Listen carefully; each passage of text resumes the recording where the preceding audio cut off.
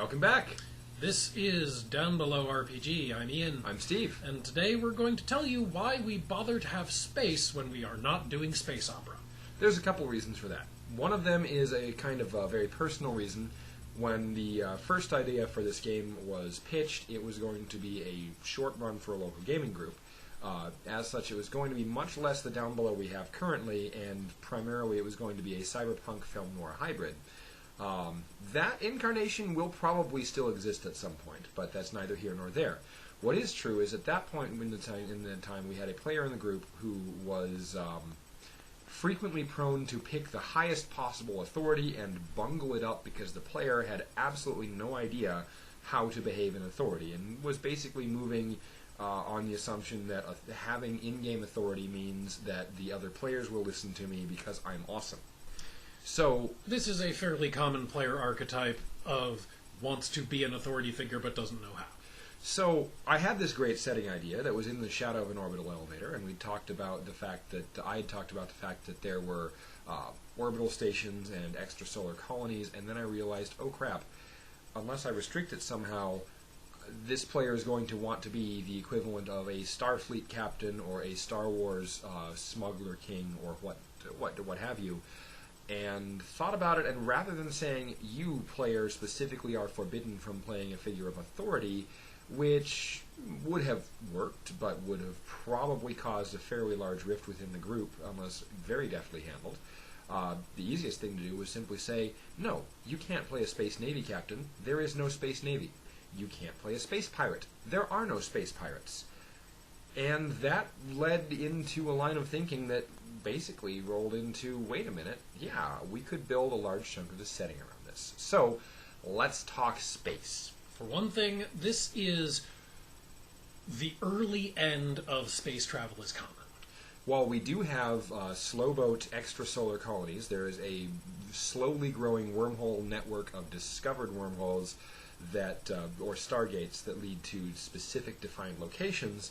The travel is not faster than light to get there, and to get to the nearest colony still takes about a year one way.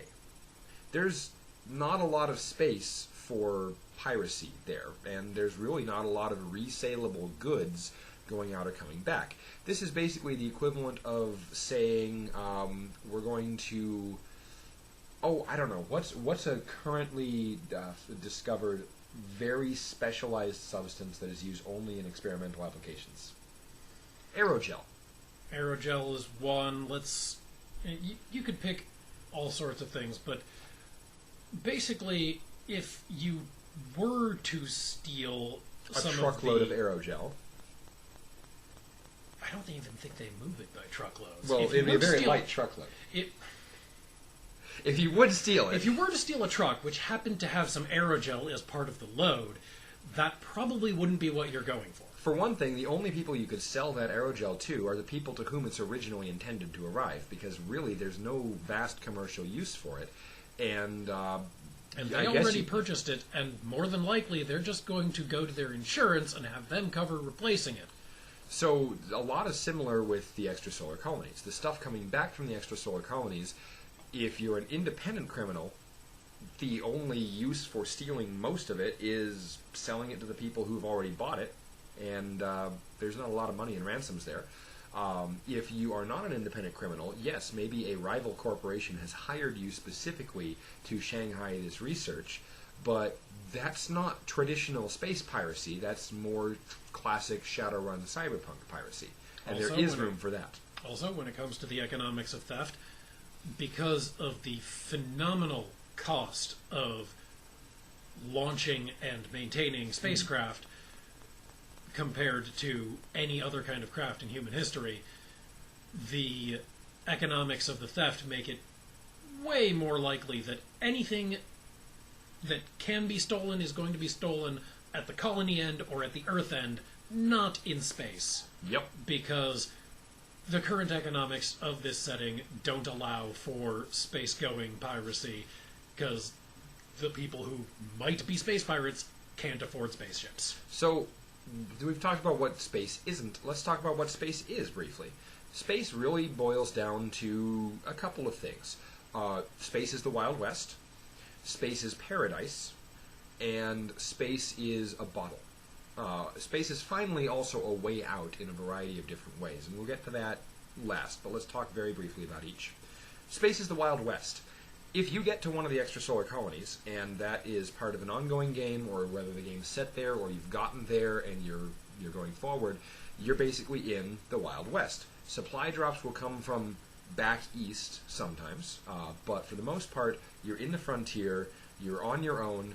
There may or may not be alien life out there, because I haven't decided yet. It's not important on Earth at the moment. But the fact of the matter is that you are basically carving out the frontier at this point.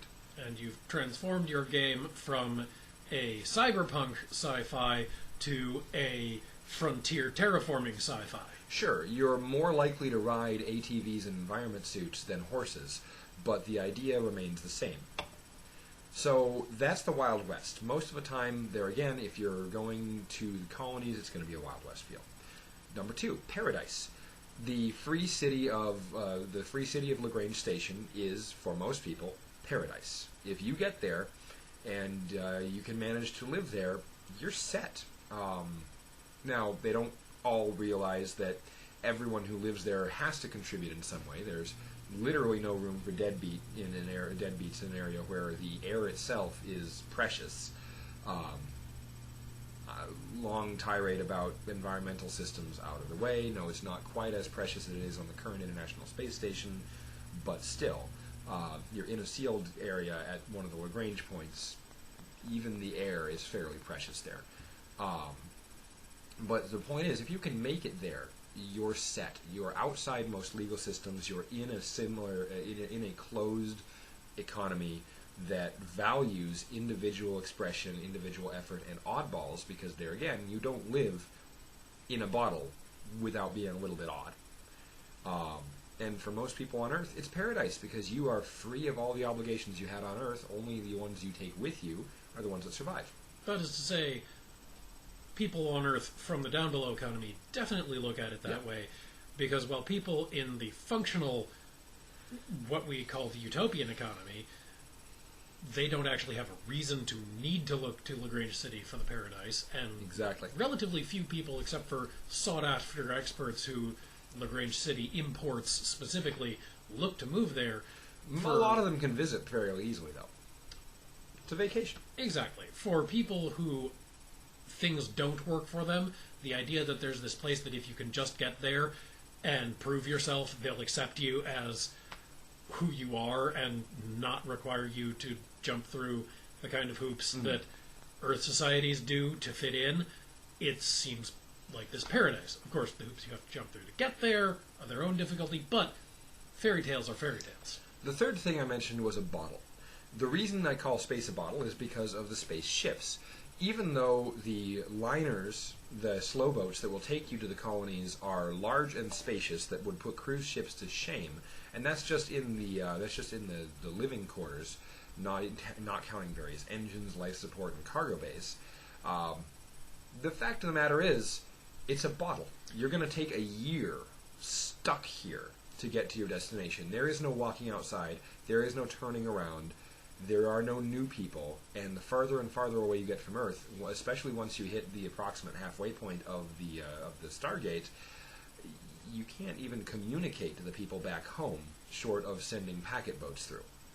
Anybody who has ever served in the Navy or the Air Force on an aircraft carrier can know firsthand a little bit of the modern equivalent of this sort of thing, and in ancient, well, I say ancient, but really in historical times, there have also been people who went on sea voyages who had a somewhat similar experience. But let's look at the modern aircraft carrier as an example.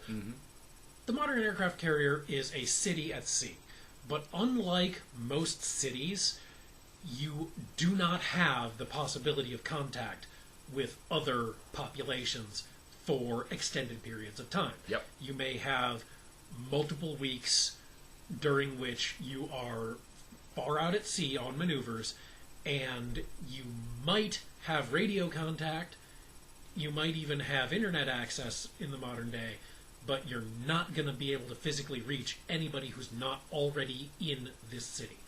Similarly, with the transport ships going to the colonies, you have this city in space, maybe even roughly the size of Lagrange City, but there is no contact.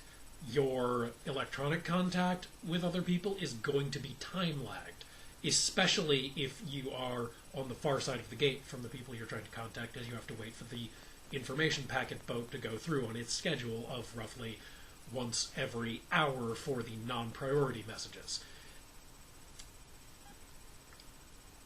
And so there is a limited pool of people to interact with, and that changes the dynamic significantly. But finally, and I'll say this in closing, the last thing that space does in this setting is, no matter what, it's a way out. Whether you are actually able to get yourself to the colonies and stay there and find a living there, or whether you're actually able to emigrate to Lagrange City, or honestly, even if you just visit space. Even if you manage to make your way onto one of the slow boats as a worker, that's a 2-year round trip. 2 years is a long time. A lot of debts are forgotten. A lot of people churn through the system. And if you can make it into space even just once, you're out. So, in the context of a Downbelow story, that's usually you win. That Go character's home, retired. make a new guy. We'll see you next time. And we will see you next time talking about Downbelow.